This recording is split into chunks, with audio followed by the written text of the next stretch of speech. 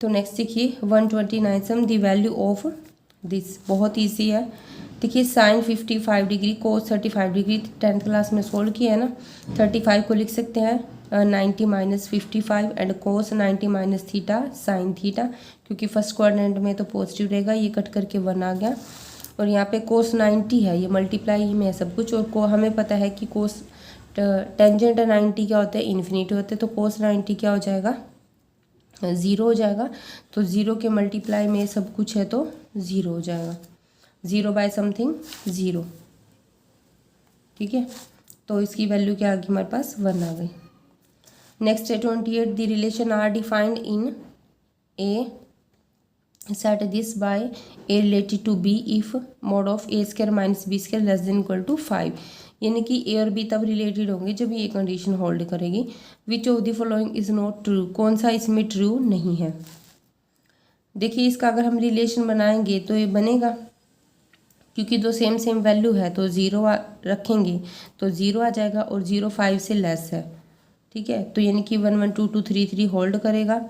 और अगर 2 1 रखते हैं तो 2 2 ज़ा 4 और 1 4 में से 1 गया 3 3 का मोड 3 लेस देन होगा 5 से। यानी कि हम कुछ भी वैल्यू रखें ये होल्ड करेगी कंडीशन। इट मीन्स आर हमारा ये आएगा।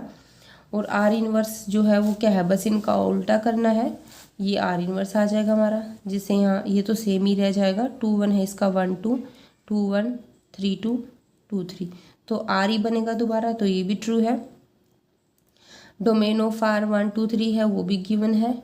रेंज ऑफ आर 5, बट ये हमारा ट्रू नहीं है, क्योंकि रेंज तो क्या आएगी हमारे पास, ये पीछे वाली होती है 1 2, ठीक है 3 1 2 1 2 3 में से ही आ रही है। इट मीन्स रेंज क्या होगी 1 2 3। So option 3 is not true. Next है the sum of first 6 terms of an A P is 42। The ratio of its 10th term to its 30th term is 1:3। 13th term of the A P, ठीक है। सम दे रखा है 6 term का, यानी कि 6 is equal to 42। और तो इसका फॉर्मूला लगा दिया, एस एन का formula n/2 into 2a plus n minus 1 into D. यहाँ पुट कर दी वैल्यू, n की जगह 6 आ जाएगा। तो ये आगे हमारे पास होल्ड करके। अब हमें 10th और 30th टर्म का रेशो गिवन है। अब a10 को क्या राइट करेंगे, a प्लस 9d, इसको a plus 29d cross multiply करेंगे तो हमारे पास सोल्व करके आएगी a is equal to D. अब या तो a की जगह d रखो या d की जगह a रखो। इक्वेशन 1 में हमने पुट किया तो सोल्व करके हमारे पास a की value 2 I. It means d भी 2 है। तो a13 क्या होगा, a प्लस 12d, a और d की वैल्यू पुट किया और आंसर 126 है हमारे पास। हम x हमें ये गिवन है, y गिवन है, हम इसकी वैल्यू फाइंड करनी है। अब ये देखो कुछ आपको देखा हुआ सा लग रहा है ना, x² plus XY plus y²। इसको हम x माइनस वाई से मल्टीप्लाई और डिवाइड कर देंगे तो ये बन जाएगा ये। तो क्या ये x³ माइनस y³ का फॉर्मूला बन रहा है ना, ठीक है। और ऊपर x माइनस वाई है ये ब्रैकेट में। तो x³ y³ की वैल्यू हमने यहाँ से फाइंड की, क्योंकि हमें गिवन था x इज इक्वल टू, इसका क्यूब रूट गिवन था 28 का। तो ये 1/3 उधर जाके 3 हो जाएगा, यानी कि x³ की वैल्यू 28 और यहाँ से y³ की वैल्यू 27 आ जाएगी। ये पुट कर दिया, सोल्व करने के बाद हमें मिला 2y। अब y की वैल्यू कैसे फाइंड करेंगे, देखो y इज इक्वल टू क्या है 27 है। 27 किसका क्यूब होते हैं 3 का। तो इट मीन्स y क्या आ गया हमारे पास 3 आ गया। 3 2 ज़ा 6। नेक्स्ट है if this system of equation this has infinitely many solution then value of Q and P are. ये 10th क्लास में आपने पढ़ा हुआ है, ठीक है। इनफाइनाइटली मैनी सोल्यूशन कब होता है, जब a1/a2 is equal to b1/b2 is equal to c1/c2। तो यहाँ से हमने a1 a2 b1 b2 c1 c2 find कर लिए हैं कंपेयर करके। तो बस इस कंडीशन में पुट कर दो, ये a1/2 b1/b2 c1/c2। तो ये भी इसके इक्वल है, ये भी इसके इक्वल है। क्रॉस मल्टीप्लाई करो, दो इक्वेशन बन गई। इनको सॉल्व करेंगे जब हमारे पास, तो p और q की वैल्यू आ जाएगी।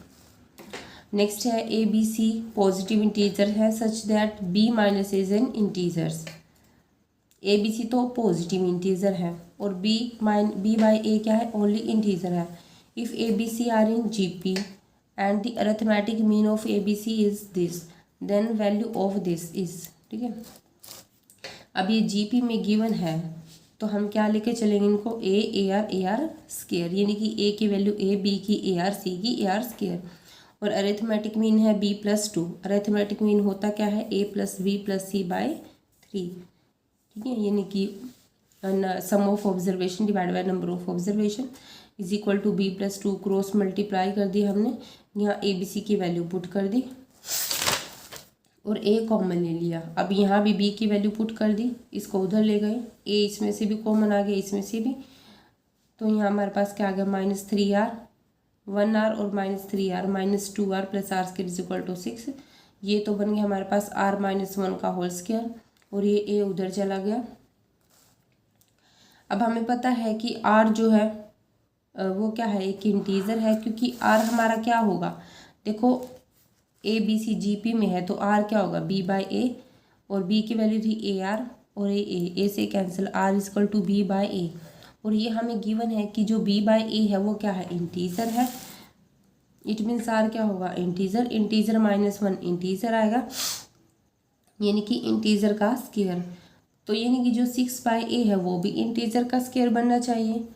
तो वो किस कंडीशन में बनेगा, अगर हम 6 बाई ए को 1 लेंगे। अब 6 बाई 1 को चाहे a1 के अलावा और कुछ पुट करके देखो तो वो होल स्क्वायर नहीं बनेगा किसी इंटीजर का। हाँ, डेसिमल में बन सकता है या रूट वाले नंबर का बन सकता है, बट इंटीजर का नहीं बनेगा। तो ये तभी पॉसिबल है जब हम 6 बाई ए को 1 लेंगे। तो यहाँ से a की वैल्यू क्या आ जाएगी, 6, बस जो हमें गिवन है कि उसकी वैल्यू फाइंड करनी है, यहाँ पर a की वैल्यू पुट कर देंगे एंड देन इसको सॉल्व कर देंगे, तो हमारे पास इसके आंसर क्या आ जाएगा, 4, और यही पूछा गया था।